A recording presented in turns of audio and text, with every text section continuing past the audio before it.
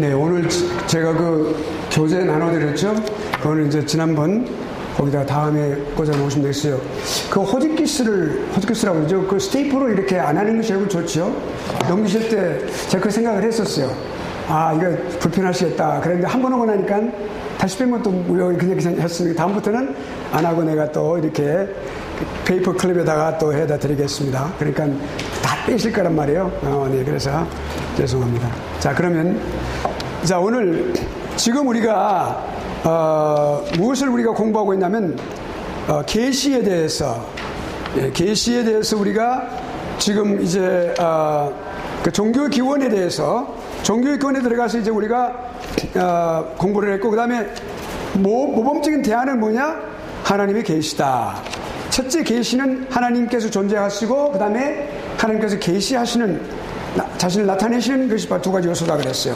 그 다음에 세 번째로는 종교적인 존재로서의 사람은 어떤 존재인가? 여기 지금 하나님이 존재하시고, 두 번째로 하나님께서 계시를 주시고, 계시하시단 말은 자신을 나타내시다. 그렇죠? Reveal. He reveals himself. Okay? 그리고 이제 그 다음에 세 번째는 그 두 가지 요소 다음에 세 번째 요소는 뭐냐면 사람입니다. 과연 사람은 어떤 존재인가? 네, 그거 한번 우리가 생각해 보도록 하죠.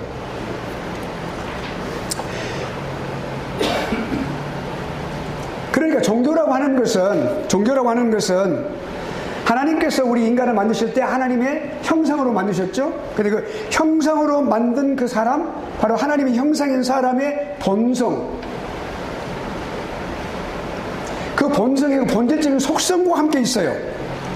그게 주어졌어요. 하나님으로부터 주어졌어요. 그러니까 절대로 인간의 본질적인 그런 속성, the man's basic nature, 이건 절대 분리가 될 수가 없어요. 종교라고 하는 것은 결합되어 있어요. 비록 우리 본성이 인간이 아담의 할아버지 할머니의 이브 할머니의 그런 그 죄로 인해서 우리도 거기서 계속해서 유전받음으로 인하여 우리가 죄인으로 태어났지만 우리 본성은 많이 그 전적으로 파괴가 됐어요.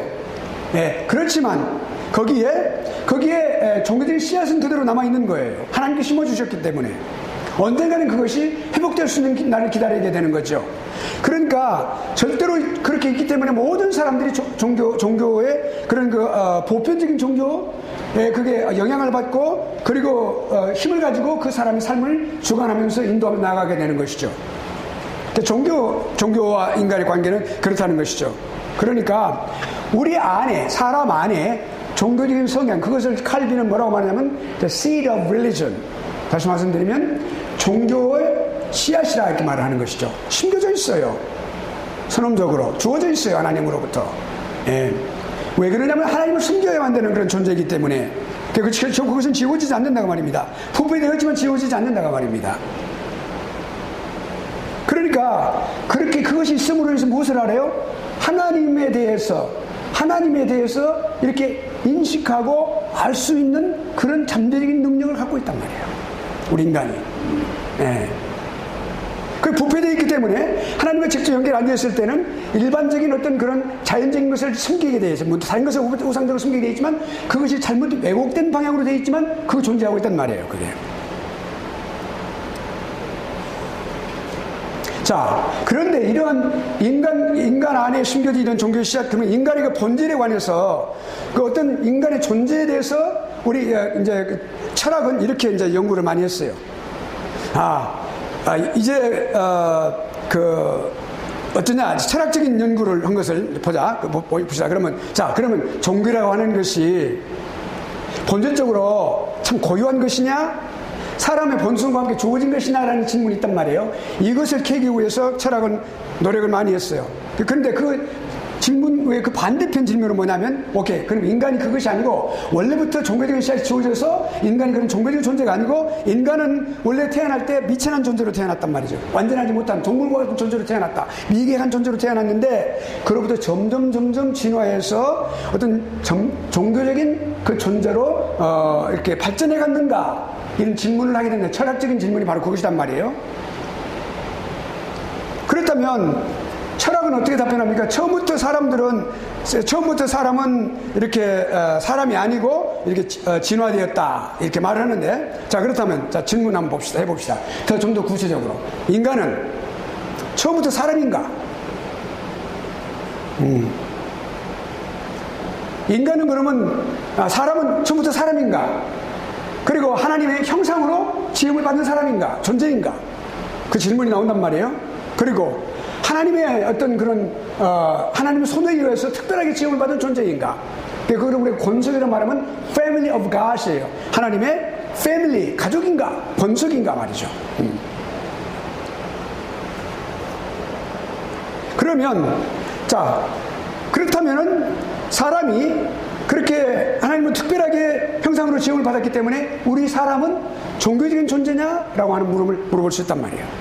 아니면 아까 질문과 같이 사람은 점진적으로 변화해가지고 그렇게 진화해서 그렇게 종교적인 존재로 이렇게 아주 유일신 사상을 가진 그런 아주 성리상학적인 존재로 발전해 왔는가라고 하는 것이죠. 두 가지 그 질문이에요. 또 처음부터 우리 인간은 아주 문화적인 존재냐? 네. 아니면 인간은 아주 미개하고 비천한 그런 존재였는가? 여러분 지금 이 말씀을 듣고 계신 여러분은 마음속으로 다 벌써 답변을 갖고 있어요. 예, 크리스찬이기 때문에 여러분들 말이죠. 그리고 신학 공부하시는 분들이기 때문에 대답 갖고 있어요. 그러나 우리가 좀 더 격조를 해보자고요. 예. 자 그렇다면 인류가 처음에 태어났을 때 절대적인 존재였는가? 하나님 앞에 하나님 형상으로 지음받았고 그리고 완전한 그런 인간으로서 태어났고 그리고 종교적인 존재이니까 그렇다면 인간은 아주 문화적이었는가? 절대적이었는가? 아니면은 상대적으로 어떤 동물과도 똑같이 상대적으로 그렇게 지위가 그렇게 결정될 수 있는 그런 존재인가?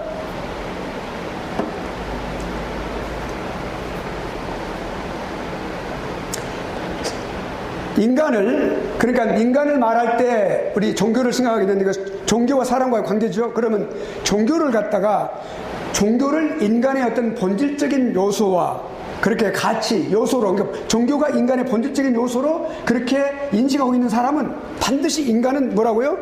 인간은 처음부터 절대적으로 태어났고 그리고 처음부터 하나님께로부터 지음을 받은 상태에서 그 지위가 부여된 하나님의 권속이다 이렇게 생각하고 있는 거예요.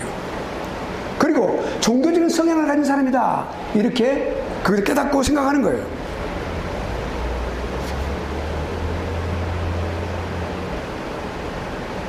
하나님으로부터 하나님의 형상으로 지음을 받은 사람은 반드시 그런 특별한 존재, 절대적인 존재, 문화적인 존재, 종교적인 존재다라고 하는 사실을 분명히 부인하지 않는단 말이에요. 그걸 분명히 굳게 믿는단 말이죠. 시인하고.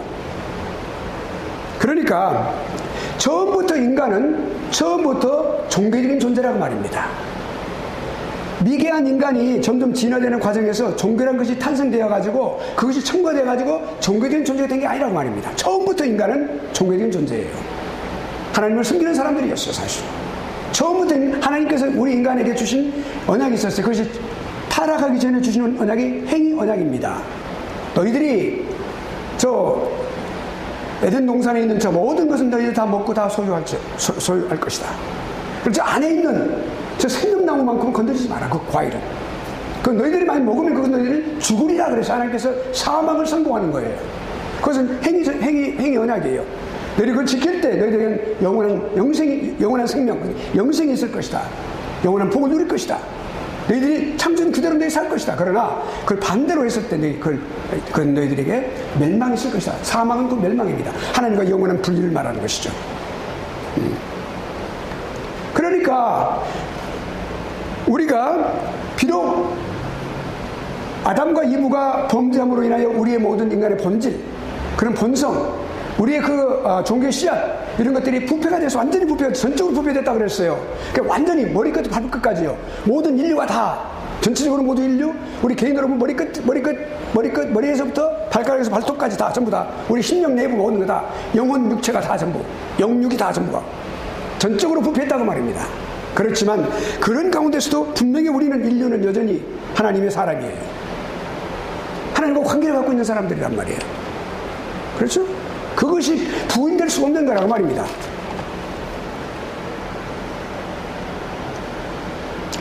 네, 그것을 우리가 알아야 되겠다.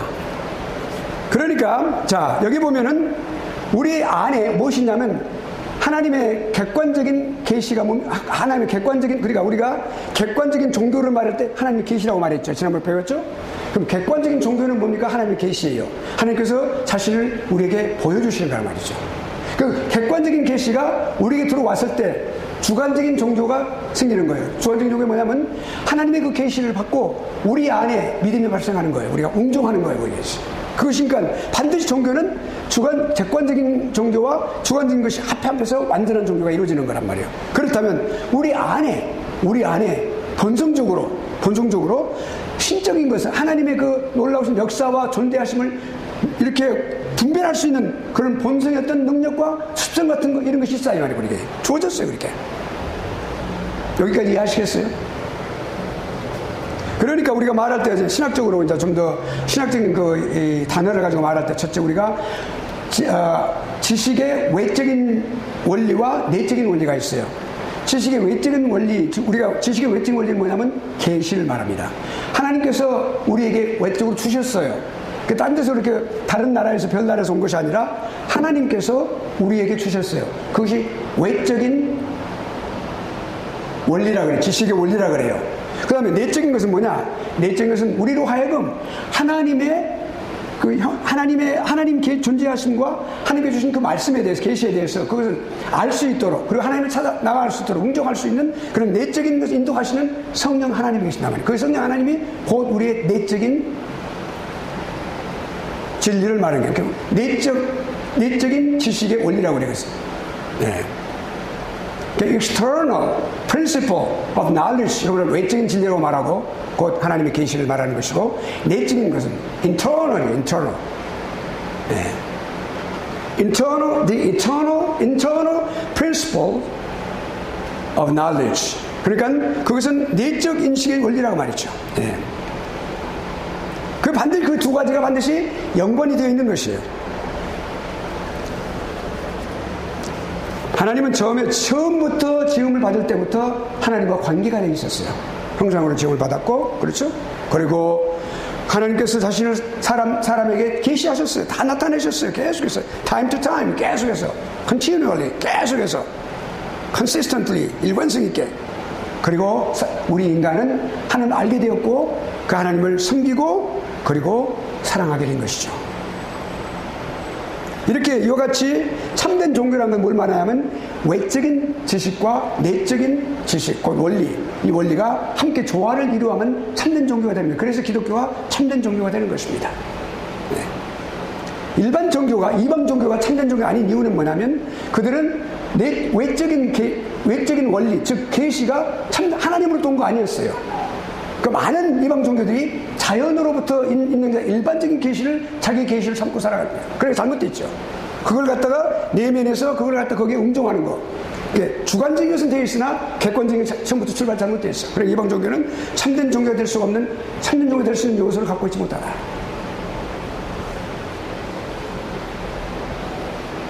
자, 그러면 우리가 이제 이 부분을 이제 전체적으로 이제 우리가 종교의 원리를 이제 마무리할 때 세 가지를 생각해야 됩니다.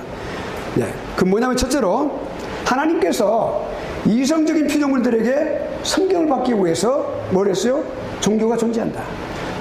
기독교가 존재함으로써 우리가 하나님을 섬기는 것이죠. 하나님의 성경을 얻는단 말이에요. 네. 종교를 통하여. 그러니까 우리가 종교는 반드시 존재하는데 뭐 때문에? 하나님께서 우리 이성적인 존재인 우리 인간에게 성경을 받기 위해서. 그다음 두 번째, 하나님은 계시하신다. 정말 말씀으로도 계시하시고 행동으로도 계시하시는 거예요. 계시란 말은 나타내신다 그 말이에요. 네. 그것이 객관적인 외적 지식의 원리예요. 지식이란 말은 학문의 지식의 뜻도 있지만 여기서 좀 더 깊이 말하면 하나님을 아는 지식이에요. 하나님을 아는 지식의 원리예요. 그것이 뭐라고요? 계시예요. 계시. 하나님께서 자신을 나타내시는 거예요. 그것이 존재해야만 돼. 종교 원리가 반드시 그 들어가 있어야 된단 말이에요. 세 번째로 여기 객관적인 지식의 원리에 거기에 상응해서 뭐가 있어야 되겠어요? 계시를 통해서 사람이 주관적으로 받아들여 다. 다 장로님도 집사님도 다 누구 권사님도 다 개인적으로 받아들여요. 저도 그렇고 개인적으로 받아들이는 거예요. 그 개인적으로 받아들이는 것이 주관적이에요. 주관적인 거. 그 주관적인 것을 우리에게 알려주셔야 돼요. 누가? 성령의 조명하심을 알려주시는 거예요. 그렇게 해야만 뭐가 존재해요? 종교가 존재하는 거예요. 네. 아시겠어요? 이해하시겠어요? 자, 그러면 이제 마지막으로 이것을 마무리할 때 이 세 가지 원리, 종교에 있어서 세 가지 원리는 삼위일체 하나님의 원리에 입각해서 이루어지고 있어요. 첫째, 성부 하나님은 반드시 일을 이루신다고 말해요. 근데 그 성부 하나님이 예수 그리스도, 다시 말씀드리면 성자 하나님 안에서, 그리고 성령 하나님에 의해서 이루시는 거예요. 반드시, 물론 아버지가 하시는 일이 있어요. 소명, 부르심 있죠? 우리가 구원의 서정 가운데 부르심이 있어요. 그 부르심은 누가 해서 아버지 하나님의 전적인 사역이에요. 근데 그것을 갖다가 이 땅에서 그 소명이 이루어지기 위해서, 부르심이 반드시 이루어지기 위해서는 예수 그리스도께서 십자가에 죽으셔야만 했어요. 구속의 모든 사역이 있어야만 했단 말이에요. 네. 구속의 사역이 완성이 돼야만 했어요.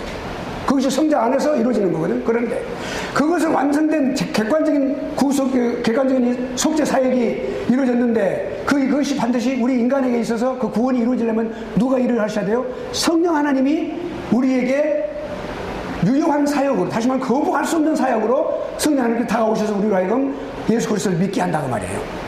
그래서 그 개인이 구원받게 하시는 거예요. 그 구원의 사역을 그러니까 성부 하나님께 부르시고, 그리고 우리 성자 하나님께서 십자가상에서 그 모든 사역을 이루시고, 성령 하나님께서 개인에게 적용해서 우리로 하여금 구원받게 하시는 거예요. 그러니까 이와 같이 이런 원리가 삼위일체 바탕모에서 이루어지는 거죠. 이해하시겠어요? 네.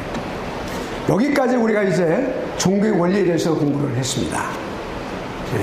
그 다음에 이제 다음 원리로 들어가면, 원리 세 번째로 들어가, 처음에는 학문의 원리, 신학의 원리 공부했죠. 그다음에 두 번째는 종교의 원리 공부했어요. 이제 세 번째는 뭐의 원리예요? 지식의 외적 원리인 계시의 원리, 계시에 대해서, 외적 원리인 계시에 대해서 공부를 합니다. 이제 구체적으로요. 우리가 외적인 원리라 아까 성경 말씀드렸습니다. 지식의 외적인 원리, 외적 인식의 원리는 무엇이라고 말하면 그것이 바로 계시라 말씀드렸어요. 계시. 그러니까 이 종교에 관한 모든 것들은 결국에 어디로 귀착돼요? 계시가 바탕이 되는 거예요. 그래야 종교가 세워지는 거예요. 종교로 귀착되는 거예요. 그러니까 종교는 반드시 뭐가 있어야 돼요? 가장 중요한 핵심적인 요소가 뭐냐면 계시입니다. 계시가 없다면, 그 올바른 계시가 아니라면 그 참다운 종교가 세워질 수가 없어요. 그런데 우리가 일반적인 종교를 다 보더라도 이같이 어떤 종교든 간에 반드시 계시 위에 거기에 세워져 있고 계시와 연관되어 있는 것을 우리가 알 수가 있어요. 예. 그 계시가 참된 계시든 아니든 간에 반드시 그렇게 되어 있다고 말입니다. 필수적이에요. 종교가 세워지기 위해서는. 예. 그러니까 종교라고 하는 것은 첫째, 하나님이 이렇게 두 가지, 아까 우리가 다 공부했어요. 첫째, 하나님께 존재하신다. 그렇죠? 계시에 관한 원리에 있어서 가장 중요한 것은 뭐냐면 하나님께 존재하신다는 전제가 있어야 돼요. presupposition. 우리가 그걸 전제로 해야 돼요. 그 대전제가 있어야만 가능해요. 하나님이 존재하신다. 그다음 두 번째는 존재하신 하나님께서 반드시 능동적이고 또한 수동적으로 그 하나님 자신을 계시하시는 것이다. 이성적인 존재인 우리에게 계시하시는 것이다. 그러니까 존재하심과 계시가 반드시 있어야 돼요. 그리고 그 다음에 뭐가 있어요? 우리가 주관적인 하나의 원리인 뭐가 있어요? 주관적인 종교에 해당되는 우리의 믿음으로 웅중하는 것, 그것이 기초가 되어야 된단 말이에요. 이것이 진정한 종교가 있어야 되는데, 그것이 잘 조화를 이루어야 된다고 그랬죠? 균형을 이루어야 된다고 그랬죠? 네. 그러니까 우리가 처음에 하나님으로부터 하나님의 계시로부터 우리가 그걸 받고 우리가 그것을 믿고 그리고 하나님을 알게 되는 거, 그게 중요하다고 말이죠. 그리고 우리가 사람은 종교에서 무엇을 추구합니까? 악한 사람들로부터, 무서운 사람들로부터, 무서운 환경으로부터, 무서운 이 세상으로부터 우리가 구원받는 것을 말하죠. 예, 그걸 원해요, 그것을. 예. 첫째, 구원받는 것을 말하죠.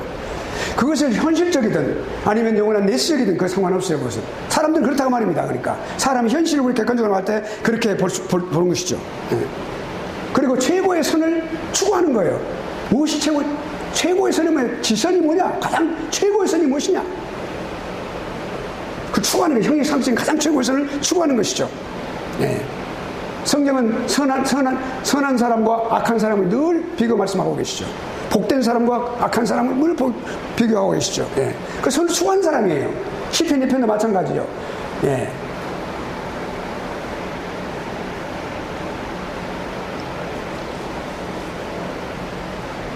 그러니까 결국엔 현실적이든 아니면 내세적이든 이 세상에 있는 모든 종교들, 기독교를 포함하여 모든 일반적인 종교에 포함해서 모든 종교는 반드시 구원이 그 목표예요.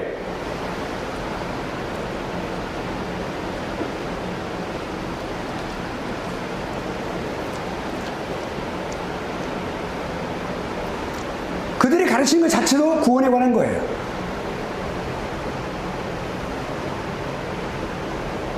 물론 거기에 있는 내용이 참된 것이냐 아니면 참된 진리냐 아니냐는 차이를 나눌 수 있어요. 그러니까 통틀어서 이걸 볼 때 전부 overall 통틀어서 볼 때 그렇다는 것이죠. 그런데 그 구원은 누가 관계되어 있어요? 구원은 반드시 사람과 관계되어 있는 거예요. 사람을 구원하는 거예요. 그러니까 어떤 사람들이 잘못해가지고 무슨 개도 무슨 돼지도 구원이 있다 그렇게 말하는 것은 전혀 모르고 하는 소리죠. 기독교인도 그렇게 말하는 사람이 있어요.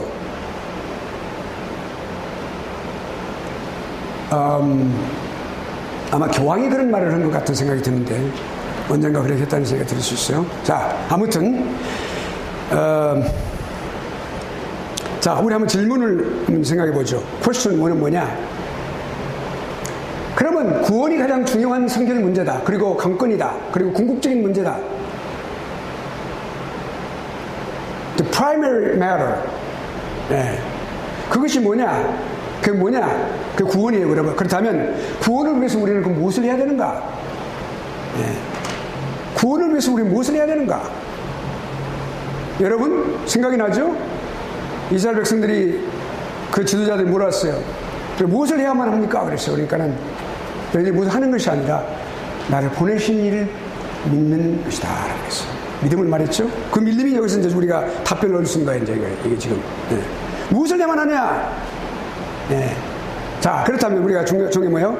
종교에 추구하는 것이 있어요. 이 땅 위에서 무슨 뭐 욕망이라든지 이 세상의 어떤 쾌락이라든지 세상적인 어떤 천사라든지 또는 인간이라든지 또는 어떤 권세라든지 또는 어떤 학문에서 이런 것들 줄 수 있는 것이 있어요. 줄 수 없는 거 있죠. 학문이 줄 수 없는 것. 예수를 추구하는데 그게 줄 수 없는 거 있어요. 인간의 어떤 쾌락이 줄 수 없는 게 있다고요. 네. 사람들이 줄 수 있는 게 많아요. 돈도 줄 수 있고 옷도 줄 수 있고 뭐도 줄 수 있어요. 사람도 줄 수 있어요. 그러나 줄 수 없는 게 있어요. 내가 욕망하는 그 모든 것들이 얻는다 해봅시다. 그거 얻을 수 있지만 얻지 못하는 게 있어요. 그렇죠?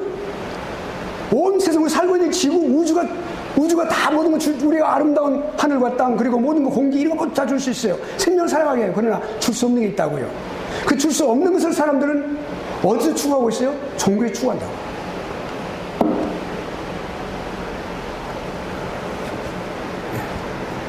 종교를 갖고 있는 사람의 마음이에요. 그러니까 뭡니까? 궁극적으로 좀 더 구체적으로 말하면 하나님과 교제하는 것을 원하는 거예요. 그걸 찾는 거예요. 하나님과의 교제를 회복하는 거예요. reconciliation, restore. 그러니까 이걸 회복하고 다시 화해하는 거예요. 하나님과. 여기까지 가지 않겠어요. 예수님께서 십자가 죽으심으로 인하여 우리에게 화해의 길을 열어놓으시고 우리에게 화목제물 되시다는 말은 다 답이 나왔지만 그러나 우리가 지금 이제 여기 계시에 관해서 우리가 지금 들어가는 거예요. 그럴 때 자, 하나님과의 교제 시작하는 거예요. 완전히 너희는 죽으리라 그랬단 말은 하나님과의 교제가 끊어질 것이란 말이에요. 그 하나님과의 교제가 이 땅에서 끊어진 것뿐만 아니라 죽은 이후에 하나님과의 교제가 끊어진 것은 뭔 말이에요? 영원한 지옥에 간다 그 말이에요. 인간이 내버려 두면 인간은 지옥 가는 존재예요. 그 죄를 지었음으로 인하여, 원죄로 인하여. 내가 자범죄가 더해졌지만 원죄로 인하여 다 죽을 존재였단 말이에요. 지옥에 간 존재였어. 그런데 그러니까 하나님과의 교제가 많이 끊긴 상태예요. 그러나 어떤 경우를 통해서 반드시 하나님과 교제를 다시 회복하는 거예요. 그러니까 그것을 추구하는 거란 말이죠. 종교를 통해서.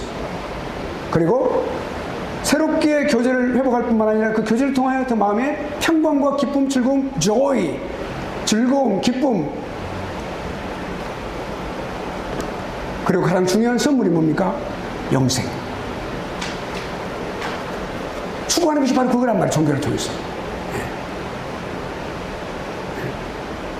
그러니까 우리가 계시라고 하는 것은, 종교에 있어서 계시라고 하는 것은 분명히 없어서는 안 될 중요한 요소예요. 필수 불가결한 요소예요.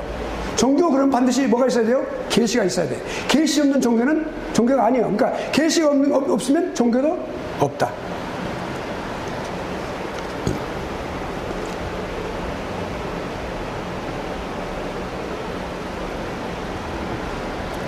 자, 그러면 일반적으로 우리가 계시에 관해서 이렇게 지금 계시 중요성에 관해서 이야기를 했어요. 그러면 이제 본질을 한번 개념 같은 거 한번 생각해 봅시다. 일반적인 개념은 여기 단어를 신구약 성경에 많이 기록했습니다. 이거 다 설명을 안 하고요. 중요한 것은 계시라고 하는 뜻, 그것은 두 가지 의미가 있어요. 하나는 얼굴에 가려진 가면, 원래 그 갈라라고 하는 구약 성경의 단어를, 그 단어가 의미하고 있는 거야. 그리고 우리 신약도 마찬가지입니다만은 이게 공통적으로 하고 있는 것이 앞에 가리워진 가면, 그걸 벗긴다 그러면 뒤에 있는 걸 보여준다고 말이에요. 그런 뜻이 있고요. 하나는 머리 위에 있는 것을 뚜껑 덮여 있는 덮개를 벗겨낸다 그러면 그 밑에 있는 걸 보여주는 거니까 뒤와 밑을 다 보여주는 거예요. 다 그러니까 드러나는 거예요. 그것이 보여주는 것이고, 가리웠던 것을 베일을 쫙 벗겨내는 것이, 그러면 속에 있는 실체가 드러나게 되는 것이죠. 그런 의미입니다. 그러니까 여기서 능동적인 의미는 뭐냐면, 그 계시에 있어서 개념에 있어서 능동적인 의미는 하나님이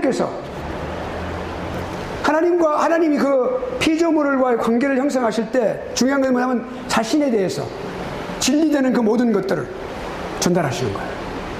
알려지지 않은 것들을 다. 그러니까 뭐냐면 하나님께서 의지적으로, 기뻐하시는 의지적으로, 능동적으로 그걸 다 보여주시고 알려주시고 알게 해주시고, 전혀 알지 못했던 감춰진 것들을 다 환히 보이게 해주시는 그런 하나님, 그것이 능동적인 의미가 있어요. 수동적인 의미는 그냥 단순히 그냥 가만히 있는데 그게 자연적으로 이렇게 있다는 것이 아니라, 그것도 하나님께서 그렇게 능동을 하신 것에 대한 결과예요. 결과 어떻게 나타나느냐, 그것은 인간에게서 그 드러나는 것을 말하는 것이죠. 자, 그러니까 우리가 이 계시에 대해서 성경에 사용된 단어들 전부가 드러내고 알게 하고 계시하시고 자신을 나타내시고 하는 그런 일반적인 단어에 다 포함되는 것이죠. 신구약 성경이 다요. 여기는 여러분 다 읽어보시길 바랍니다. 그래서 쭉 들어갑니다. 그래서 그런 그 단어들이 다 이렇게 있어요. 명사형, 동사형 다 있어요. 그러면 신약이 좀 더 가짓수가 많죠. 왜냐하면 이제 형태, 그리고 텐스, 그러니까 동사 또는 이제 명사형 이렇게 있기 때문에 그런 데서 이렇게 드러나고 발표하고 또 보여주고 하는 그런 내용을 말하는 것이죠. 자, 그렇다면 우리가 이제 계시에 대해서 우리가 요소를 한번 생각해 봐요. 요소. 첫째, 요소가 뭐냐면, 첫째 가장 중요한 계시에 대해서 이제 그 계시가 그 존재론적인 그런 의미에서 갖고 있는 그 요소가 있어요. 요소. 반 중요한 거, 계시가 가져야 될 요소.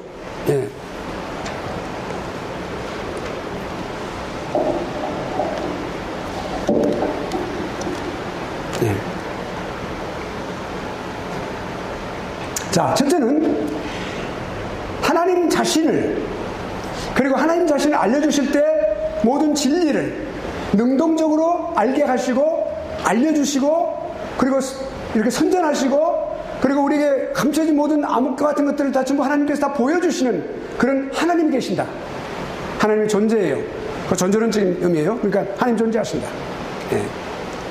이 존재론적인 관점에서의 그 요소라는 것은 그 존재하는 거니까 하나님이 존재하신단 말이에요.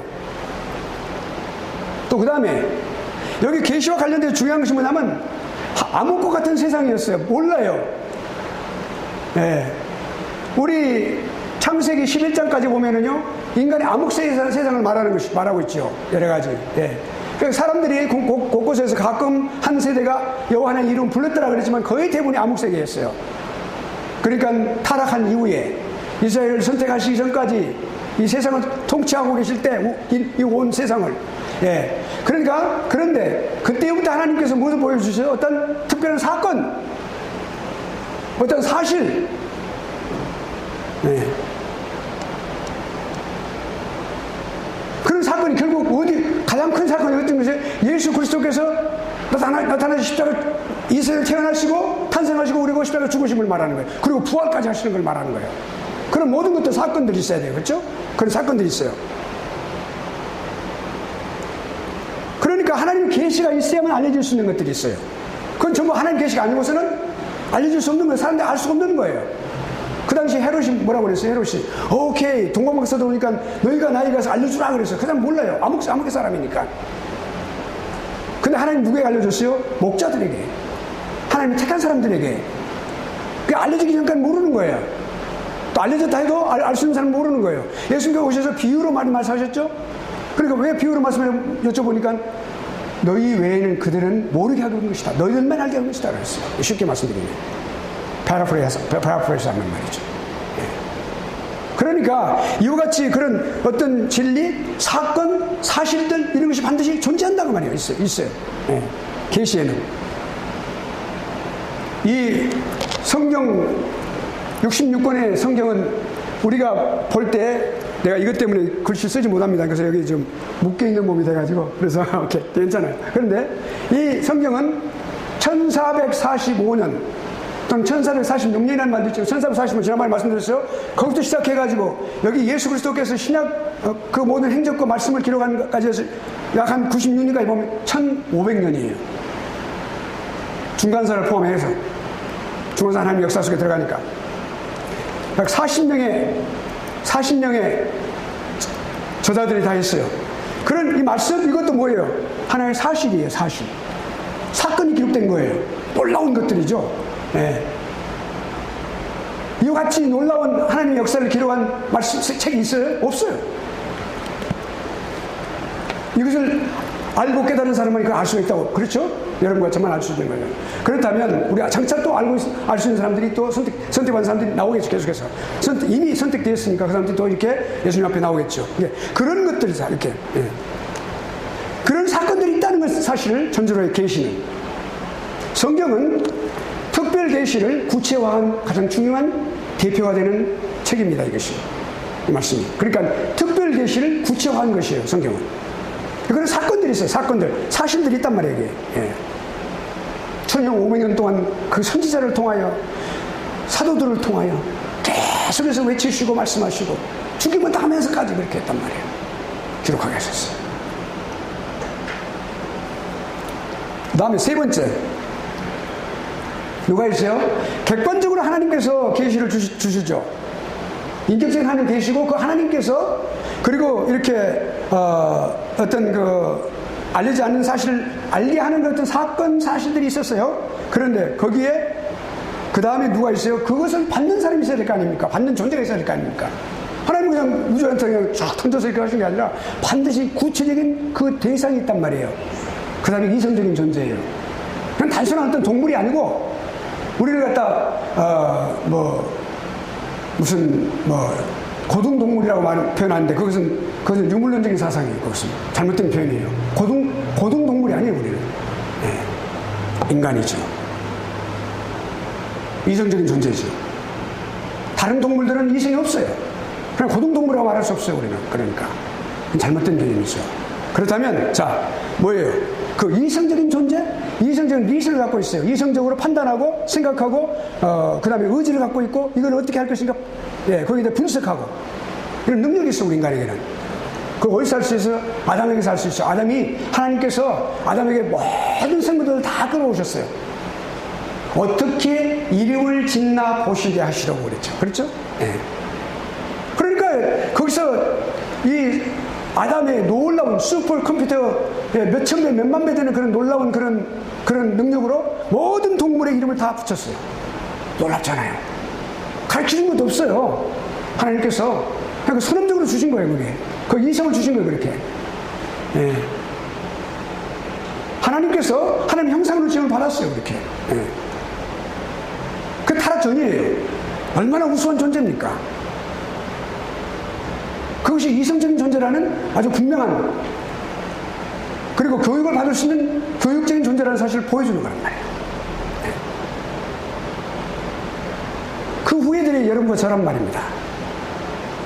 근데 오늘날 뭐라고 말합니까? 과학에서 말할 때 우리 뇌에 아주 수없이 많은 그런 세포가 있는데 우리가 약 10% 내지 13%밖에 사용 못하고 죽는다 그러죠. 그럼 뭘 말합니까? 타락의 원인이에요. 네. 타락의 원인이에요. 그러니까 우리 인간의 뇌는 수없이 많이 발전시킬 수가 있단 말이죠. 오케이. 우리는 그러나 좀 더 영적인 사람이 돼야 되겠죠. 네. 그러니까 그렇게 우리 이성적인 존재가 존재한다. 반드시 그 계시의 대상이 존재한단 말이에요. 이것이. 네. 그러므로 이 세 가지를 분명히 믿는 사람은 누구예요? 그냥 자연주의적인 자연인이 아니라, 자연인은 뭘 말합니까? 육신을 바탕으로 한 육신의 생각을 하고 육신의 행동을 하고 살아가는 존재가 자연인이에요. 그러니까 우리는 초자연주의자들이에요. 하나님 초자연적인 모든 것을 믿기 때문에, 초자연적인 계시를 믿기 때문에 이것을 믿는 사람들은 그렇다는 것이죠. 예. 예. 자, 그러면 그게 이제 여기 지금 우리가 지식의 외적 원리에 대해서 그렇게 공부를 했고요. 그 다음에 개념에 대해서 우리가 계시의 본질과 개념에 대해서 공부를 했습니다. 그 다음에 이제 계시의 역사적 관점에서의 개념, 역사적 관점에서의 계시의 개념 그려도 돼요. 또는 계시의 역사적 관점에서의 개념 그러시면 됩니다. 아까는 뭐예요? 그냥 문자적인 개념이지, 일반적인 개념으로서의 개념. 예, 그러니까 성경에 기록된 갈라라든지 그 외에 또 다른 어떤 신약 성경에서 그런 아포칼립투스 이런 단어에 대해서 우리가 말에 대해서 시작을 했는데, 그런 것들에 대한 내용에서 이렇게 종합해서 했습니다. 그러면 역사적으로 계시는 어떤 개념을 갖고 있는지, 어떤 개념으로서 그렇게 지금까지 이렇게 드러나게 이렇게 활약했었는지. 예.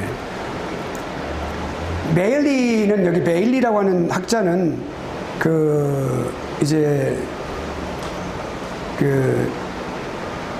스카틀랜드가 원래 존 낙스가 활동을 했던 그 고장인데, 그 후에 태어난 사람이죠. 존 베일리라는 사람.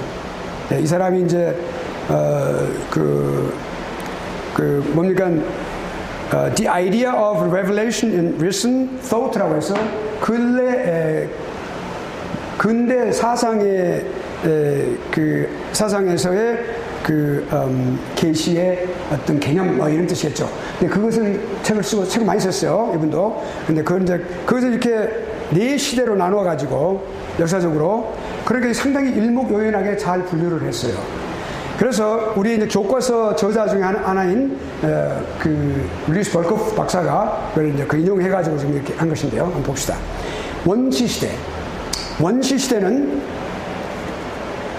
원시시대는 사람들이 어떤 모임이 있었죠.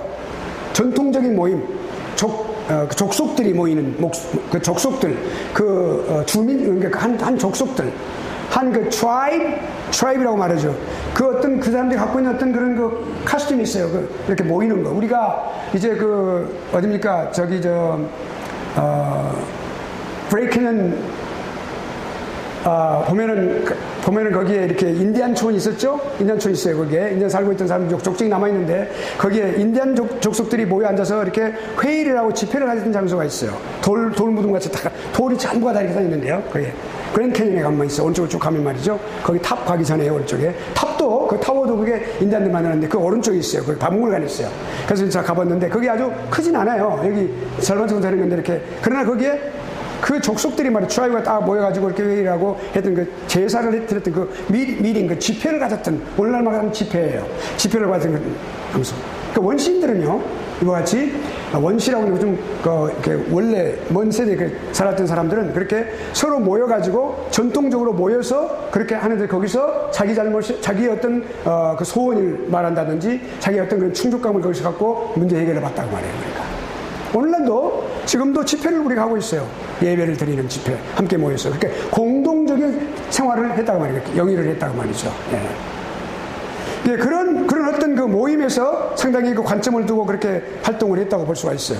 예.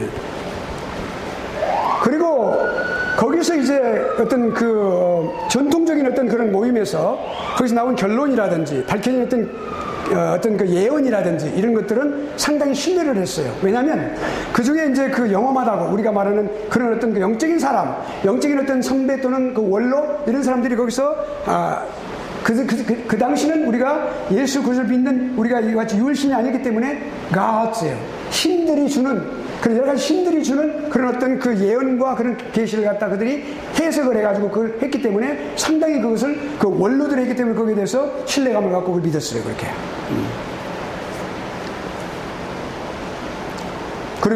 그리고 나 그것이 계속해서 구전으로 그렇게 집회해서 하고 그렇게 믿고 믿음을 했다. 결국엔 그들이 글을 발견해가지고 글을 발명해가지고 글자를 발명해가지고 그러니까 우리가 이제 글자를 본다면 처음에 그림 문자 또 처음에 말씀드린 대로 이제 세기 문자 또 상형 문자 이렇게 나오는데 그런 글자들을 통해서 지금도 그래서 그런 것들이 남아있는 거죠.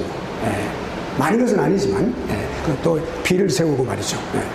그래서 그렇게 구체적으로 그런 경전을 만들었어요.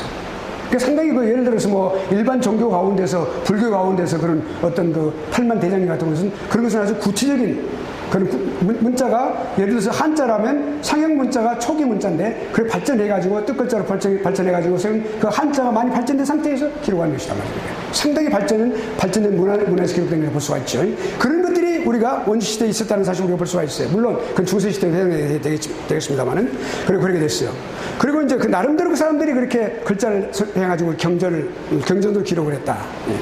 그 다음에 헬라 시대는 이와 원시시대는 정반대의 현상이 일어나는 것이에요. 그들은 지식을 아주 헬라 문화는 지식 위주였었어요.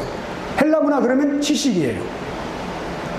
가장 잘못된 이단으로서 영지주의자들이 나온 바로 그때가 헬라 문화권 안에서 발생된 것이었으니까요. 그 지식이에요, 지식. 그러니까 정말 어떤 신들이 그렇게 계시를 해서 사람들이 주어서 그렇게 됐다는 그런 것이 아니라 이 사람들은 사람이 계속 깊은 숙고를 통하여 어떤 환상이나 꿈이나 이런 것을 딱 이렇게 순간적으로 하는 신들이 주는 것이 아니라 사람들이 그렇게 마음속으로 숙고하고 묵상하고 또 생각하고 이렇게 계속해서 그렇게 메디테이션을 해가지고 결국 얻어진 것이 종교라고 말합니다. 그 계시라고 말하는 거죠. 이성제일주의 인간이 그렇게 인간의 노력에 의해서 얻어진다.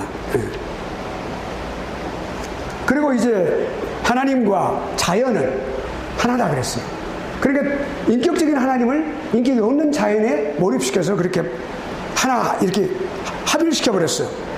그래서 자연에 대한 연구가 곧 종교에 대한 연구다 그런 말을 했어요.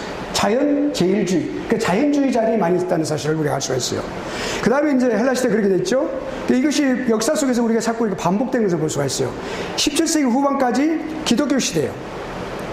셈족 종교는 뭡니까? 야훼 종교, 여호와 종교를 말하는 것입니다. 이스라엘 종교를 말하고요. 그러니까 기독교, 그러니까 여호와 종교와 기독교, 여호와 종교와 기독교는 반드시 구약 성경을 동시에 사용하지만 그 구체적인 면에서 그 예수 그리스도를 가졌고 그리고 오실 메시아만을 가졌다는 사실에 차이가 있는 것을 여러분 분명히 알아야 됩니다. 그래서 그 기독교의 영향 그리고 셈족 종교와 영향으로 뭐예요? 자연 계시와 그 다음에 특별 계시의 구별을 딱 하게 됐어요. 그때가 우리가 종교개혁 시대에 분명한 그런 구별을 했다는 사실을 우리가 알 수가 있습니다. 일반 계시와 특별 계시. 다시 말씀드리면 나중에 조금 더 말씀드립니다. 일반 계시와 자연 계시, 또 특별 계시와 투자연 계시, 이 구분은 나중에 말씀드리겠어요. 그게 비슷하고 공통점이 있지만 또 달라요. 여기 나중에 좀 설명하겠습니다. 여기서 이제 그러니까 그런 구분을 했다고 말입니다. 그렇게 구분을 했어요. 결국 점진적이죠. 이렇게 늘 역사 속에서 늘 이렇게 하나님이 계시는 그런 면에서도 점진적이에요. 하나님 말씀이 성경이 이 기록된 것도 1500년 동안 점진적으로 복음이 점진적으로 구체화됐는데 이 성경도 그렇게 해서 기록이 되어서 다 확정됐어요. 그런데 역사 속에서도 하나님 계신 이와 같이 점진성을 갖고 있다는 사실을 우리가 알 수가 있어요. 자, 그 다음에 17세기요. 여기서 17세기 후반에서 18세기까지는 이게 뭐냐면 자연계시는 아주 높여버렸어요. 자연계시. 좀 일반 계시와 좀 설명을 하겠습니다. 일반 계시와 많은 공통점을 갖고 있는 자연계시. 그걸 아주 높였어요. 그리고 특별 계시는 완전히 다운시켰다고 말이죠. 그러니까 여기 보면은 결국엔 특별 계시 자리에다 무엇을 뒀어요? 자연 계시. 하나님께서 자연에 계시하신 모든 것들, 그런 자연 계시를 강조해 버렸어요. 예. 자연 신론이 뭡니까? 디이즘이요.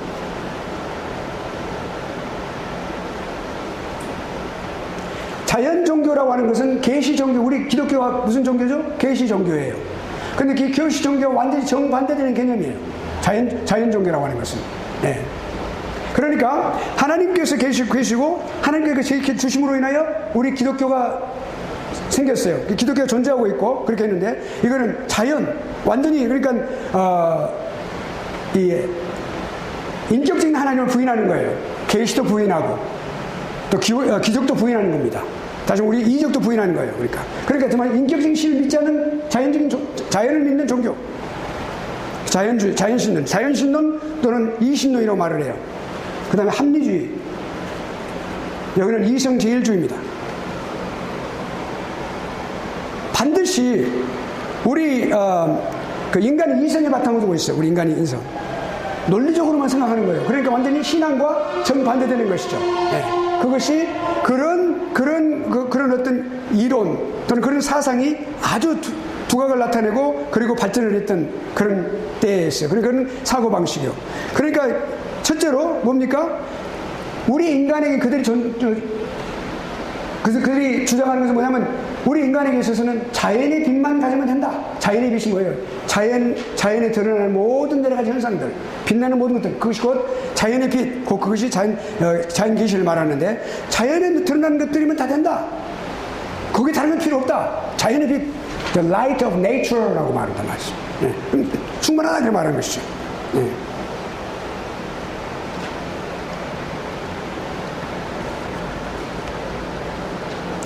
그러니까 어떤 과학적이고 또는 어떤 인간 이성 중심으로 사고한 모든 것들에 대한 그 증거와 결론을 말하는 것이죠. 그것이면 된다고 말이에요. 그것이 우리가. 네. 두 번째로, 기독교에서 말하는 계시는 우리 자연의 빛 외에 더하는 것이 없다 그랬어요. 여기는 완전히 특별 계시를 완전히 희생시켜 버렸어요. 그 다음에 또 기독교 계시라고 하는 것은 그 어떤 형이사학적에서 발견하지 못하는 그런 불우한 사람들, 무시한 사람들, 그런 사람들을 위해서 우리 자연 계시를 갖다가 뭐라고요? 그냥 복사한 것이다. 재발행한 것이다. 그걸 재판한 것이다. 예, 다시 그냥 재발행한 것이다. 복사한 것이다. 이렇게만 말을 했어요. 그러니까 완전히 17세기부터 18세기는 그런 사상이 두드러져요. 이것은 계몽주의로부터 시작된 것이라고 볼 수가 있어요. 네, 그렇게 됐고요. 그 다음에 19세기 초 이후부터 지금까지 19세기 초면은 2000년도를 말하죠. 그러니까 이 칸트하고 슐라이어마흐 이 두 사람. 예. 그러니까 칸트는 뭡니까? 이성주의자예요. 실천 이성과 그 다음에 순수 이성을 아주 중요시했던 핵심적인 그런 이성주의자. 예. 그 다음에 슐라이어마흐는 종교에 대한 경험 위주의 경험을 바탕으로 한, 그러니까 이 사람은 결국에 나중에 자유주의의 아버지로서 존재하는 사람. 두 사람은 특별하게 이렇게 관계 있는 것이 뭐냐면, 같이 아주 이렇게 그 공통점이 뭐냐면 자연의 빛, 일반 계시, 일반적으로 일반 모든 자연에 드러나는 하나님의 그 모든 계시를 그들은 하나님이라는 존재를 생각하지 않고 그냥 자연에 드러나 있는 것. 네. 그걸 갖다 특별 계시하고 이렇게 한타 펴버렸어요. 예. 분명하게 여기는 아주 극명한 그런 경계가 있는 것입니다. 그렇게 했어요. 그래서 어떻게 됐냐면, 결국에 어떻게 되냐면 이렇게 됐어요. 자, 하나님께 이르는 길은 우리가 두 가지 길이 있어요. 하나는 올바른 길이 있고 하나는 잘못된 길이 있죠. 길이 있을 때 하나님께 이르는 올바른 길이 하나 있어요. 또 하나는 그렇지 못한 잘못된 길이 있단 말이에요.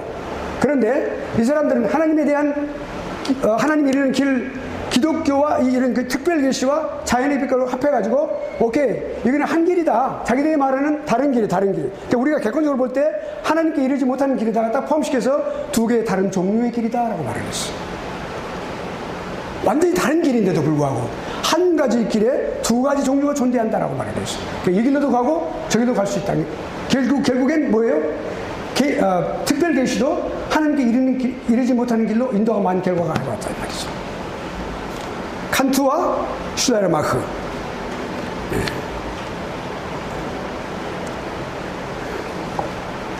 모든 것은 우리 인간의 본성에서 시작한다. 모든 것이 인간의 본성이다. 인간의 본성부터 시작된다. 그렇게 말했어요. 어떤 무슨 계시라든지 또는 꿈이라든지 이런 것들로 주어지는 것이 아니라 반드시 우리 인간의 내면적인 그런 본성부터 시작하는 것이다.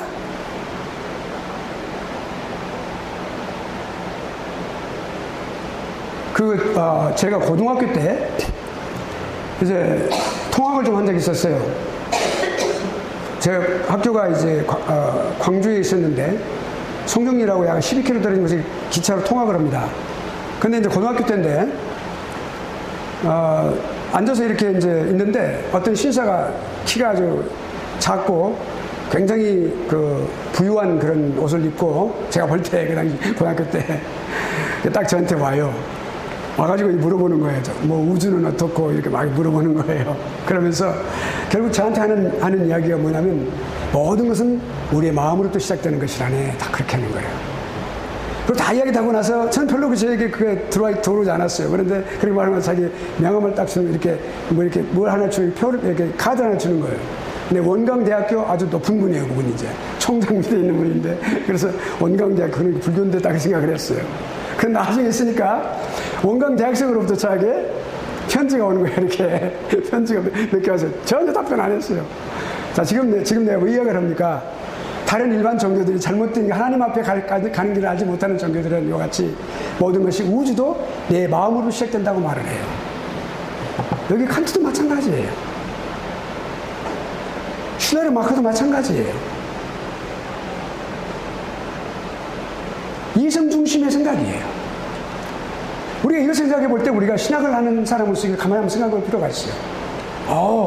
그렇다면 이 세상에 정말 구원의 길은 두 가지밖에 없구나. 하얀 길 아니면 검은 길이구나. 갈 수 있는 길이 있고 가지 못하는 길이 있구나. 영적으로. 우리 인간의 중심으로, 이성의 중심으로 도저히 갈 수가 없는 것이란 말이죠. 왜? 우리는 부패되어 있기 때문에. 전적으로 타락하고 부패한 사람들이기 때문에 우리의 이성으로서는 도저히 찾아갈 수가 없어요. 더듬어서 찾아갈 수 있지만 환한 대낮에서 더듬는 것처럼 더듬 못 찾아간단 말이에요. 인도하심이 없어요. 누구의 인도하심이? 성령의 인도하심. 그래서 성령 하나님 얼마나 감사한지 몰라요. 섬세하시고 세밀하시고 세밀한 음성으로 다가오시고 우리 위로하시고 말없는 탄식으로 우리 위해 간구하시고. 그리고 하나님은 우리를 부르시고 구원을 이루시되 예수 그리스도 안에서 십자가 안에서 그리고 성령 하나님에 의해서 이루신 거죠. 그러니까 이같이 아주 여기 뭡니까 칸트라든지 이런 슐레르마크 이런 사람들이 그렇게 아주 완전히 그 개념을 바꿔놔 버렸어요. 얼마나 잘못된 것인지 우리가 알죠. 자, 그렇다면 그러면 이걸 마무리하겠습니다. 계시의 개념에 있어서 역사적인 관점에서의 계시의 개념에 있어서 우리 마무리할 때 이걸 잘 생각해야 합니다. 첫째로 그 헤르만 바빙크가 결론적으로 내리는 결론입니다. 칼빈주의 3대 칼빈주의자고 개혁주의 태도인 바로 첫째는 뭡니까?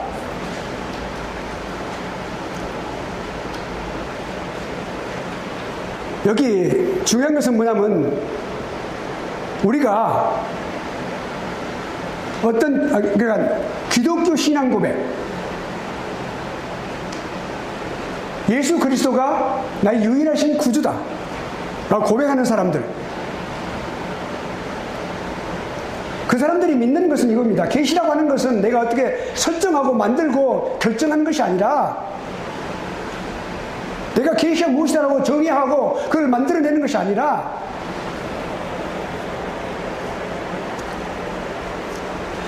계시가 무엇이냐라고 하는 걸 질문을 하고 나서 그 계시의 답변을 어디서 돼요? 성경에서 있는 하나님 말씀에서. 그리고 하나님의 말씀과 그리고 그 모든 사실, 이루어진 역사 속에서 이루어진 사실, 지구를, 우주를, 하늘과 땅을 창조하신 이로부터 지금까지 내가 살아있는 이 순간까지 운명에 일어난 모든 사실들, 진리를 바탕으로 한 사실들, 하나님 말씀에서 말씀하시고 그리고 일어난 모든 진리적인 사실들, 그것을 통해 찾는 거예요. 그래서 얻기 위해서 하는 거예요. 그러니까 내가 스스로 사색하고 내가 이성으로 사색을 깊이 숙고하는 것에 일어나는 것이 아니라 실질적으로 현실적으로 일어나는 사실 바탕으로 해서 관념적이 아니라고 말이죠. 칸트가 말한 것이 이성을 중심으로 하는 것이 아니라 종교는 실질란 말이죠. 실질적인 것을 바탕으로 해서 살아가는 거예요. 잡고 죽어가 나가는 것이죠. 그것이고 가장 중요한 대표적인 게 뭐예요? 영생입니다. 너희가 영생을 얻는 줄 생각하고 성경을 상고하거니와 그랬어요. 성경을 상고하는 이유는 뭐예요? 거기 영생의 길이 있기 때문에 말이죠. 꼭 반드시 그것은 성령의 인도하심에 의해서 되겠지만, 두 번째로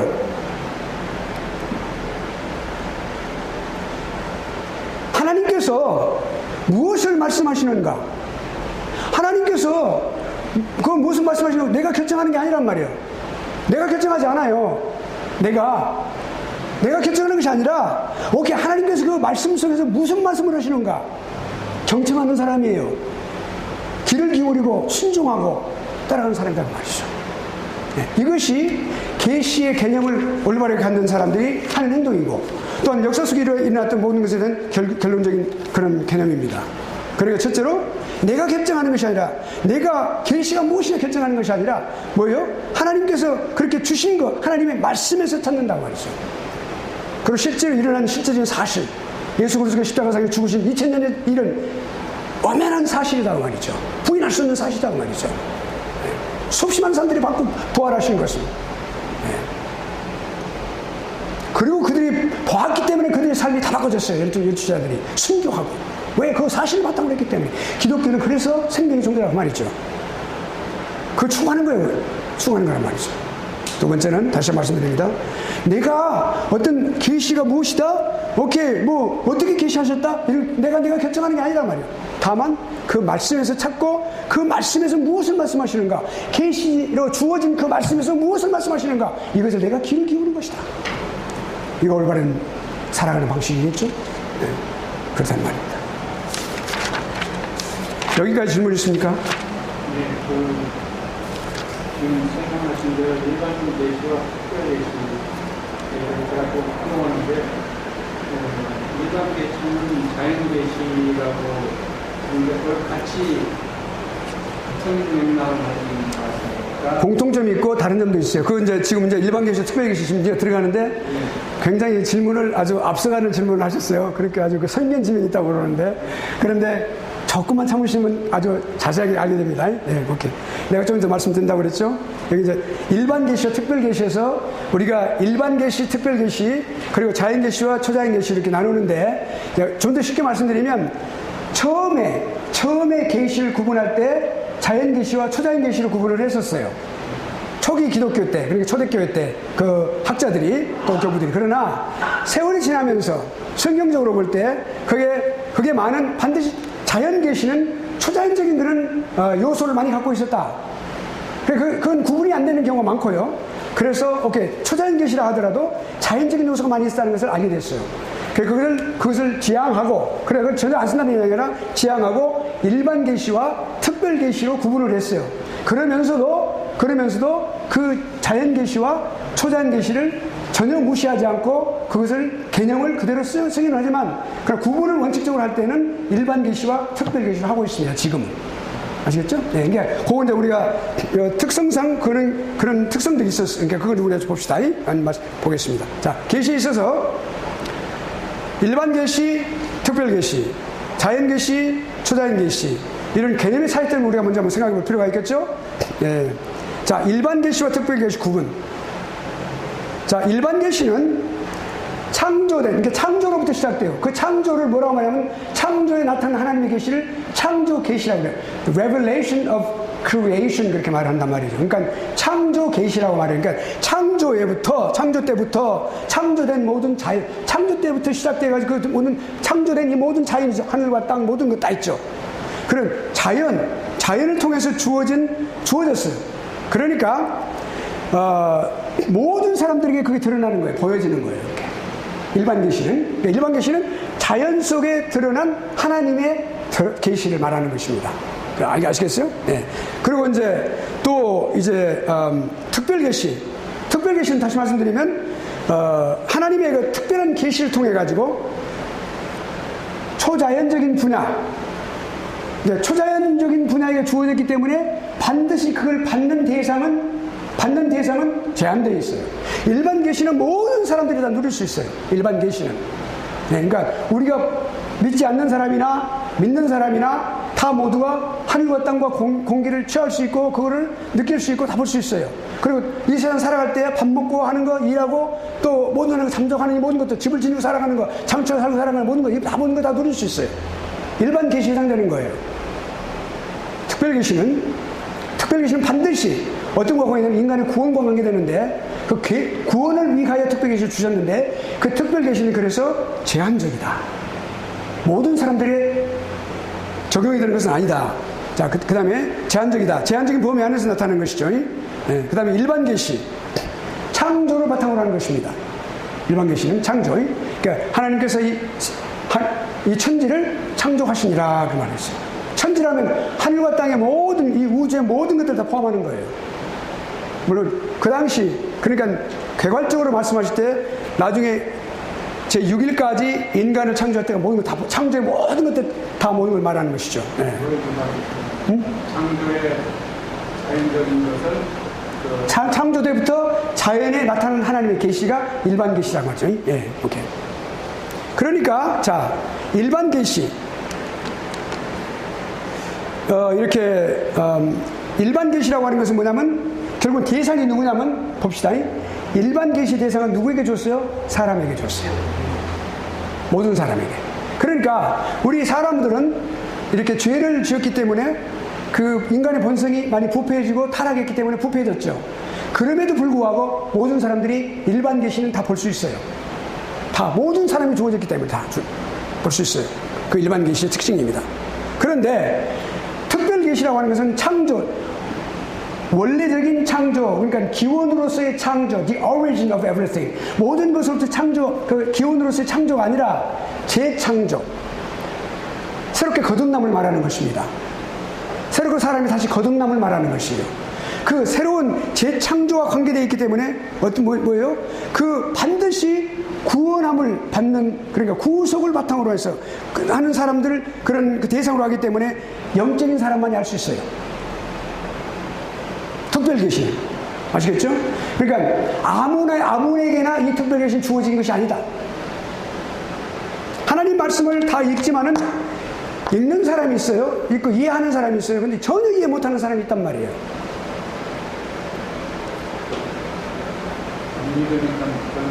그 믿음은 맞아요. 그 믿음은 바로 하나님께 주신 거예요. 그 믿음은 우리가 자생적인 것이 아니라 뭐라고 그랬어요?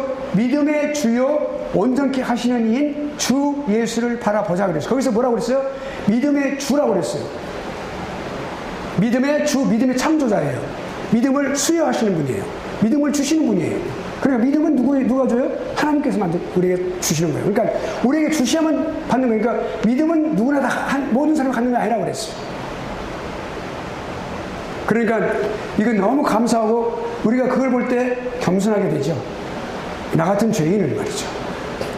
무엇이 어떤 사랑을 베푸시기에 나에게 이런 것을 알게 하시고 하나님 말씀 깨닫게 하시고 영생의 길을 알게 하시는가.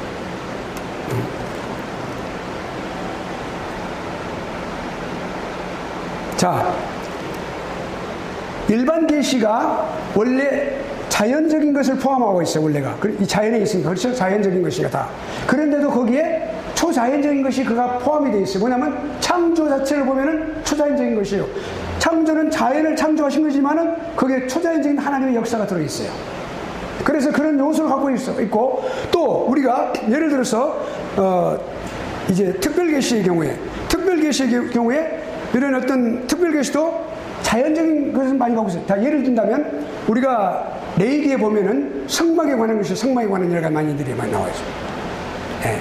성막에 관한 거. 그럼 그것은 하나님께서 택하신 백성들이 이스라엘 백성들에게 하나님께 예배해드리고 제사 드리는 방법, 하나님께 섬기는 것을 가르치기 위해서 그 제사 방법을 가르쳐 주셨어요. 근데 그 제사는 반드시 양을 잡아야만 돼요. 성막을 지어야만 돼요. 모든 것들이 자연의 요소를 거기다가 결집시키는 말이죠. 양도 마찬가지예요. 그러니까 자연적인 요소가 들어있어요, 그게. 서로 들어있는 거예요, 그러니까 자연 계시와 초자연적인 계시로 나누기가 어렵다. 그래서 그것을 버리고 개혁 신학자들이, 좀 더 정통 신학자들이 어떻게 되냐면, 그래서 그것을 지향하고 그걸 다 완전히 버리는 것은 아니고 그대로 주지만 그런 요소들이 특징이 있으면 되면, 그러나 일반 계시와 그다음에 뭐예요? 특별 계시로 구분한다. 자, 그러면 이제 자연계시, 초자연계시, 이미 내가 말을 다 했어요. 그러나 한 번 더 짚어갑시다. 설명하시는데 자연이 나타나네, 이제. 오케이. 처음에 기독신학자들, 교부 신학자들, 그러니까 속사도, 교부들 다 이렇게.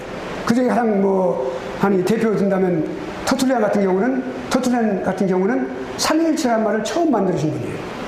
얼마나 감사해요. 그런 우리의 믿음의 선진들은 아주 그렇게 훌륭한 분들이었어요. 여러분도 그렇게 될 수 있어요. 훌륭한 학자가 될 수 있어요. 훌륭한 선교사, 훌륭한 학자, 훌륭한 목회자, 전도자 될 수 있어요. 왜? 우리 선진들이 그렇게 하셨으니까. 퀄리티는 똑같아요. 자, 그러면 봅시다. 자, 계시를 어떻게 하면 자연계시와 초자연계시를 나눴어요. 그런데 자연계시와 초자연계시, 아까 말씀드린 대로 자연계시 속에도 초자연적인 그런 요소가 들어있는 것이 드러나고, 초자연적 계시에도 자연적인 요소가 많이 들어있는 것을 볼 때에 이렇게 구분하는 것은 명확하지 않다라고 생각해서 결국 어떻게 됐어요? 그 구별 방법을 택하지 아니하고 뭘로요? 그 대신 일반 계시와 특별 계시로 나눴어요. 아주 명확하게 나눠지는 거예요. 이제 좀 이따 이제 일반 계시 들어가니까 그건 설명하겠습니다. 그래서 자, 자연 계시는 결국 이방 종교들이 사실상 자연에서 모든 것을 다 이렇게 흡수해서 그 자연 계시에다가 기초하고 있어요. 이방 종교들이. 그 결국엔 여러분 한번 보세요. 이방 종교들이 왜 구원의 길이 없느냐? 구원이 거기 없느냐? 실제로 구원이 있을 수 없느냐? 그들이 바탕으로 하고 있는 계시가 뭐예요? 일반 계시를 바탕으로 했기 때문에 그렇다면, 자연 계시를 바탕으로 했기 때문에 그렇다는 거죠. 왜 일반 계시지? 다시 말씀드리면 자연 계시가 왜 구원의 구성이 없느냐는 나중에 설명드리겠어요. 아주 자세하게 나와요. 그것만 알고 계세요. 자, 그렇다면 그러니까 그렇게 자연 계시에 기초하고 있어요. 이런 이방 종교들은 말이죠. 예.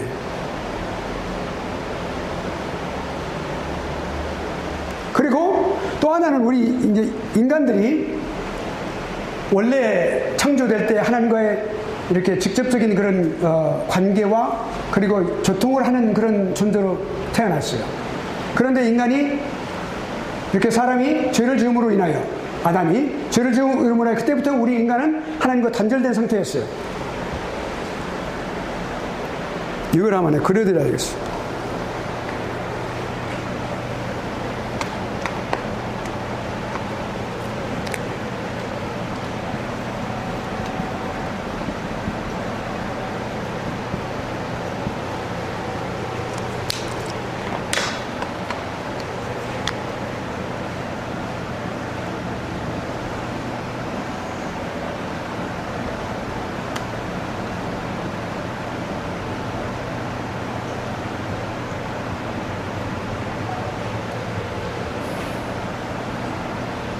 로마서 3장 20절에 뭐라고 그랬죠?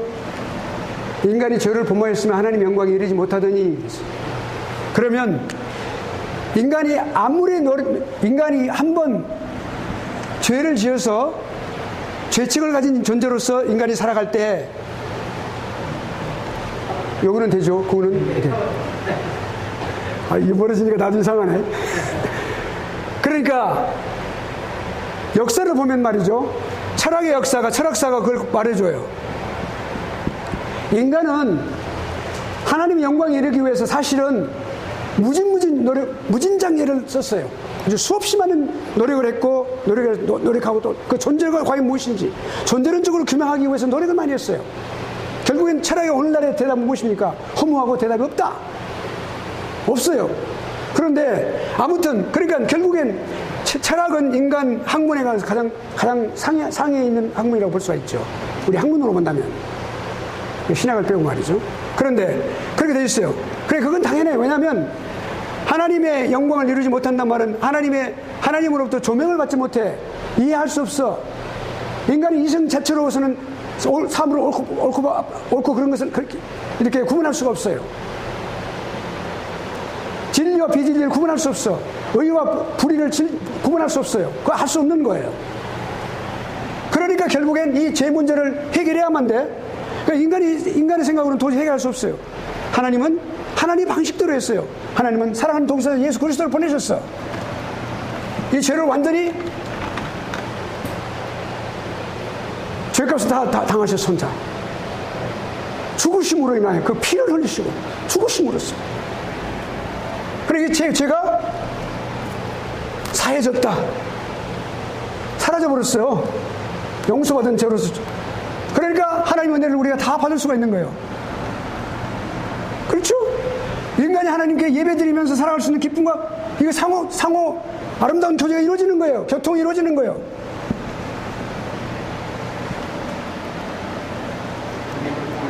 그러니까 우리가 여기 지금 내가 뭘 설명하려고 그러냐면 여기 딱 이렇게 가려졌을 때 인간들이 막 방황하는 거예요. 여기저기 막 이렇게 왜곡된 것으로 방황하는 거예요. 그러니까 존재를 상실했기 때문에, 섬길 존재를 상실했기 때문에 다른 우상들을 섬기는 거예요. 다른 우상들을 섬기는 거예요. 그것이 인간의 하나님을 잃어버린 이성의 향방이에요. 가는 그런 방황하는 길이라고 말이에요. 그것이 이방 종교가 갖고 있는 필연성이에요.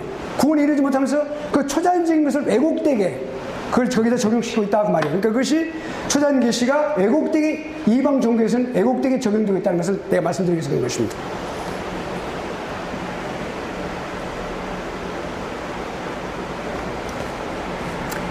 자, 그러면 우리가 이제 또 하나의 학자들이 자연 계시와 초자연 계시를 구분하지 않고 일반 계시와 특별 계시를 나누게 된 또 하나의 이유가 있어요. 성경은 자연 계시와 초자연 계시를 많이 구분하지 않습니다.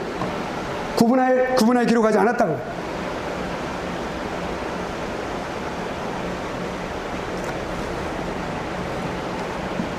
자, 모든 생명, 그러니까 모든 계시, 특별한 생명을 가지신 하나님으로부터 오는 거란 말이죠. 계시는. 또 그 다음에 하나님을 나타내 주는 거죠. 하나님을 나타내는 거죠. 계시가. 그러니까 모든 계시는 그 기원에 있어 뭐예요? 초단적이다. 처음에 우리가 하나님께서 자연 계시 당되지만은 창조 자체가 뭐예요? 초자연적인 것을 갖고 있어요. 그런 내용을 갖고 있어요. 초자연적으로 하나님께서 지으셨어요. 예. 초자연적으로 하나님께서 그 우주 만물을 지으시면서 하나님 자신이심을 드러내신 거예요. 예. 삼위 하나님께서 성부, 성자, 성령 하나님께서 그 창조에 함께 하신 거죠.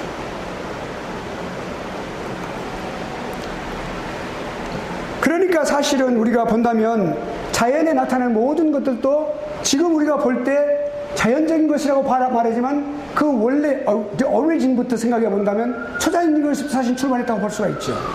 그렇죠? 그러니까 예를 들면 창조 계시, the revelation of creation, 예, 창조 계시라든지 이런 것은 창조 계시가 우리가 뭐 창조에 나타난 하나님 나타나심이잖아요. 그렇죠? 예. 우리가 보면 다 하나님 나타나는 빛이 있으라 그러셨어. 다 그러고 나서 뭐라고 하나님께서 기뻐하셨다 그랬잖아요.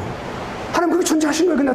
하나님께서 하나님의 그 기뻐하심의 그 창조의 사이에 드러나는 걸 보고 기뻐하신 거예요. 그 드러나는 것을 보시고 인간을 만드시고 나서는 심히 기뻐하셨어. 그게 하나님이 거기에 드러나신 거예요. 나타나신 거예요. 자신을 드러내신 거예요. 궁극적으로는 하나님께서는 자신을 드러내신 것을 목적으로 하신 겁니다. 그게 하나님의 목적이에요. 이 모든 것들이. 우리 삶이 이와 같이 객관적인 계시를 통하여, 객관적인 종교를 통하여 우리에게 들어왔을 때 우리가 우리 마음의 믿음을 통하여 우리가 하나님을 몽종하고 나타나 섬기고 사랑할 때 뭐 해야 돼요? 하나님을 드러내야 돼. 예수 그리스도를 드러내야 돼. 그래서 우리가 우리 저 중고등부 또는 대학부도 막 exaltation 막 이렇게 exaltate 막 하면서 이렇게 exalting 하는 거 이런 모든 것들이 다 뭐예요? 결국엔 하나님을 드러내자는 거예요. 결국엔 예수 그리스도를 드러내자는 거예요. 예수 그리스도가 만천하에 드러나셔야 되니까. 그러니까 창조 계시 그것이 뭘 말합니까? 곧 그것은 성경이 됩니다. 특별 계시였으니까. 초자연적인 것이 시작되었으니까 그것이 곧 뭐예요? 성경이에요. 성경은 창조부터 시작됩니다. 지금도 창조하셔가지고 하나님께서 창조 다음에 뭐예요? 창조 다음에는 무엇으로 들어가요? 하나님의 사역 가운데 창조 사역이 있어요. 그것은 하나님이 이제 신론에서 다뤄지는 문제입니다만은, 자, 하나님이 창조하십니다. 그 다음에 바로 이어지는 것은 뭐냐면 하나님께서 관리하시고 그것을 유지하시고 계속 서스테이닝 하는 거예요. 서스테이닝 하는 게 뭐냐면 그 하나님의 그게 뭐예요? 섭리예요. 섭리도 계속해서 하나님이 드러나고 계속 드러나는 거예요. 하나님께서 지금까지 계속해서 드러내시는 거예요. 그 자연을 섭리하시면서 그 인간을 섭리하시면서 하는 경륜 가운데, 그러니까 그것이 뭐라고요? 초자연적인 면이 있죠. 네. 그 초자연적인 면을 갖고 있다고 말이죠. 지금도 계속해서 하나님께 연속되어지는 계시에 해당된다는 말이죠. 그러니까 이렇게 자연계시, 초자연계시는 서로 공통점을 갖고 있다. 자연계시에 초자연적인 요소가 들어있고 초자연계시에 자연적인 요소가 들어있다. 그런 것을 우리가 알 수가 있어요. 그럼 일반 계시를 보겠습니다. 세 가지로 일반 계시가 나타나는 그런 것은 첫째, 자연에 나타납니다. 자연에 나타나. 자연의 안에 일반 계시가 다 이제 지금 우리가 사용하고 있는 그런 용어인 바로 일반 계시가 지금 나오는 거예요. 그 일반 계시는 우리 자연에 다 나타나고 드러나겠어요. 하나님 자연 계시가. 그다음 두 번째로는 그 자연 계시가 지금까지 창조 때부터 지금까지 쭉 역사 속에서 계속해서 끊임없이 나타나고 있어요. 그 역사 속에 하나님은 자신을 늘 나타내시는 거죠. 그러니까 역사라고 하는 것이 하나님의 스토리죠. 그렇죠? 예, 하나님의 역사예요. 그러니까. 예. 그 다음에 세 번째로는 일반 계시는 우리 모든 인간의 양심 가운데, 마음과 양심 가운데서 하나님 자신을 드러내신단 말이죠. 구체적으로 생각해 보죠. 지금 8시 반입니까? 그러면 잘 됐네요. 너는 그런 생각 못 했는데 한 3분 더 했으니까 좀 낫네요. 그러면 여기 일반 계시부터 이제 구분해서 자연에 나타난 하나님의 계시, 그 다음에 역사에 나타난 하나님의 계시, 그 다음에 또 우리의 양심과 우리 마음에 나타난 하나님의 계시에 대해서 일반 계시부터 공부하고, 그리고 또 이제 특별 계시 넘어가면서 공부하도록 하죠. 여기까지 혹시 질문 있으십니까?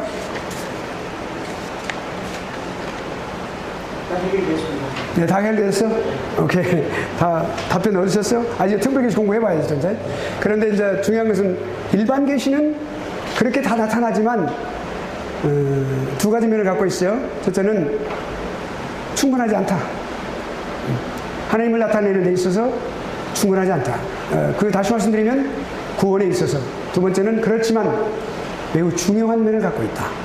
인간이 구원과는 관계없지만 특별계시와 관계성에 있어서 매우 중요한 면을 갖고 있다 하는 것을 성호사고 교환하고 그렇다고 하는 것을 우리 말씀해 주고 있습니다. 신학적으로 공부하게 되는 것이죠. 기도하겠습니다.